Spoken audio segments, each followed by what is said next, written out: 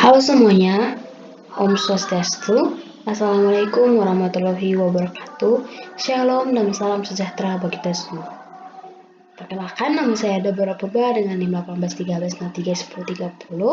Pada video kali ini saya buat untuk memenuhi tugas seminar kimia yaitu LKM 5. Adapun tugas LKM 5 seminar kimia ini adalah membuat rancangan sebuah artikel. Jadi di sini saya menggunakan atau saya mendapatkan ide untuk judul artikel saya yaitu pemanfaatan ekstrak daun seledri atau Apium graveolens L sebagai hair tonic untuk rambut berketombe. Kenapa saya memilih judul ini? Karena banyak sekali permasalahan yang terjadi pada kaula muda, terutama bagian kepala yaitu ketombe.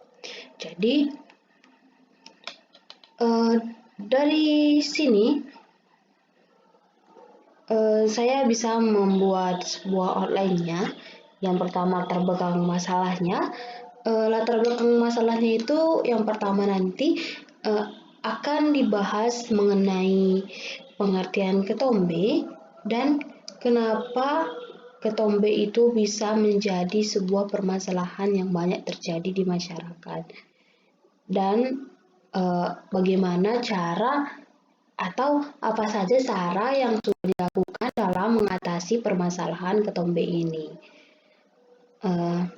Yang kedua, nanti di latar belakang masalah, saya akan juga menjelaskan mengenai seledri ini bagaimana dia berkembang atau untuk apa saja dia digunakan, seperti seledri itu merupakan tanaman yang telah banyak digunakan terutama sebagai pelengkap makanan dan seperti yang terjadi dalam kehidupan kita sehari-hari, biasanya kita menggunakan seledri itu untuk penambah bahan makanan seperti sup, seperti itu ya. Dan secara turun-temurun, sebenarnya seledri ini sudah banyak digunakan sebagai obat rematik, mata kering, hipertensi, batuk, dan menurunkan kadar kolesterol. Tak hanya itu, seledri juga banyak dimanfaatkan untuk menyuburkan rambut dan mengatasi masalah ketombe.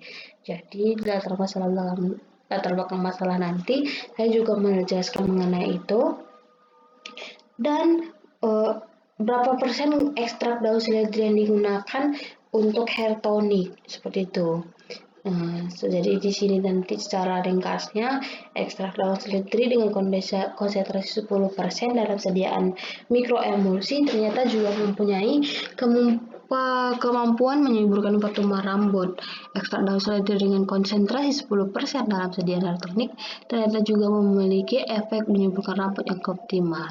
Jadi tujuan daripada artikel ini nantinya adalah untuk mengetahui zat apa yang terkandung dalam seledri dan yang berperan dalam mengatasi masalah ketombe dan bagaimana cara atau tata cara pengolahannya. Dan metode yang digunakan dalam artikel ini adalah metode penelitian yang digunakan yaitu metode studi kepustakaan dalam metode eksperimen, di mana nanti itu tahapannya adalah pengambilan dan determinasi sampel, preparasi sampel, menentukan formulasi sediaan tonik rambut, dan uji stabilitas. Dan hasil yang didapatkan dari penelitian atau artikel ini adalah ekstrak seledri sangat banyak mengandung bahan bergizi dan bermanfaat seperti halnya antioksidan, kemudian protein dan mineral, vitamin serta poliasetilena. Poliasetilena yaitu sejenis zat yang berguna sebagai antibakteri dan juga jamur bagi rambut kita, sehingga daun seledri berkhasiat juga untuk menghilangkan rambut sekaligus menghilangkan ketombe dan sangat membantu dalam menyuburkan rambut.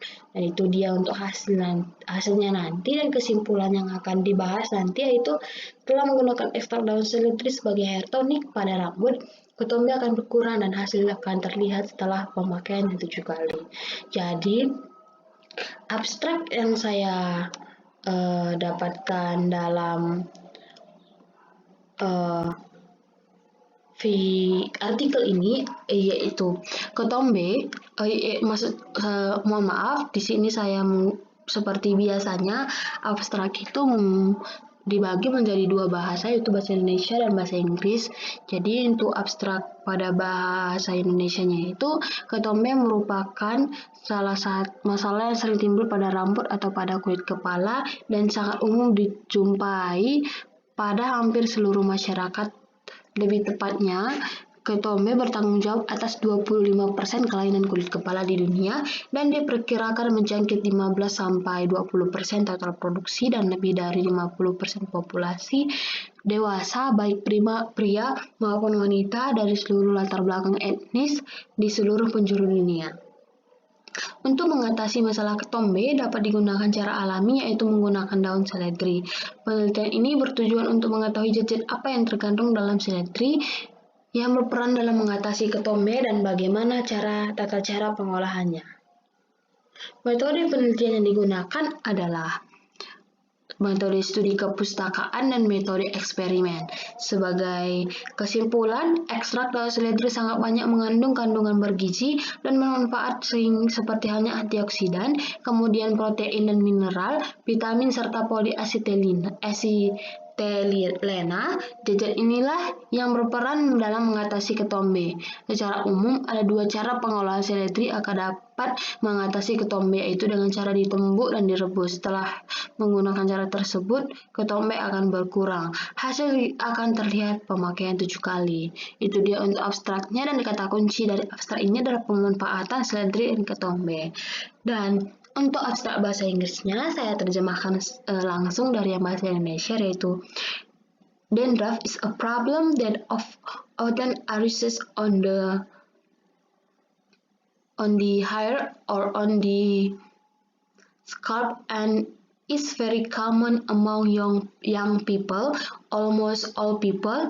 More precisely, dandruff is responsible for 25% of scalp disorders in the world and is estimated to affect 15 until 20% of the total population and more of 50% of the adult population, both men and women from all ethnic backgrounds around the world. To overcome the problem of dandruff, you can use a natural way, namely using celery leaves. This study aims to determine what substances are contained in celery that play a role in overcoming dandruff and how to process it. The research method used in the method of literature study and experimental methods. In conclusion, celery leaf extract contains a lot of nutrients and useful ingredients such as antioxidants, then protein and minerals, vitamin and polyacetylene. The substance play a role in overcoming dandruff. In general, there are two ways of processing celery in order to overcome dandruff, namely by pounding it and boiling it. After using this method, dandruff will be resolved. These results are visible after the 7 use. The keywords in this abstract is utilization, celery, and dandruff. Jadi itu dia abstrak, outline, dan judul artikel yang saya buat. Jadi sekian pembahasan dari saya. Akhir kata saya ucapkan terima kasih dan Om Santi Santi Sati Om. Wassalamualaikum warahmatullahi wabarakatuh. Shalom dan salam sejahtera bagi kita semua.